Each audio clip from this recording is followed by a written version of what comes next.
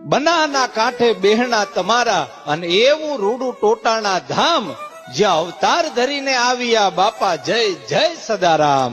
આ દેશની ધરતી છે ને, આ જેવી તેવી ધરતી નથી સાહેબ. આ ભારત દેશની ભૂમિના અંદર કણ કણના અંદર ભજન રહેલું છે, ભક્તિ રહેલી છે અને સેવા રહેલી છે સાહેબ. આ ભારત દેશની ભૂમિમાં એક પંખીના માળા જેવડું ઉત્તર ગુજરાતનું નાનું ગામ એટલે ટોટાણા ગામ.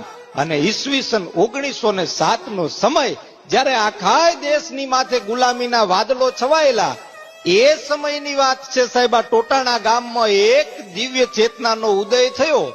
બાપા સદારામ બાપુનો જન્મ સાહેબ. એ જ્યારે ભારત દેશ અંગ્રેજોની ગુલામીમાં ઈસવીસન 1907 નો સમય, ત્યારે બાપાનો જન્મ.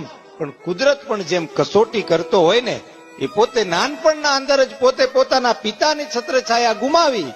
અને સાહેબ મોહનજી ઠાકોર અને લાખુમાનું એક એવું ઉજળું ખોરડું, પણ પોતાના બાપની છત્રછાયા ગુમાવતા જે લાખુમા હતા, એ તમામ કુટુંબ પરિવારને લઈને પોતે મજૂરીના અર્થે હાલનું વડોદરા, જ્યાં ગાયકવાડી શાસન, ત્યાં આખોય પરિવાર મજૂરી કરવા માટે ગયો.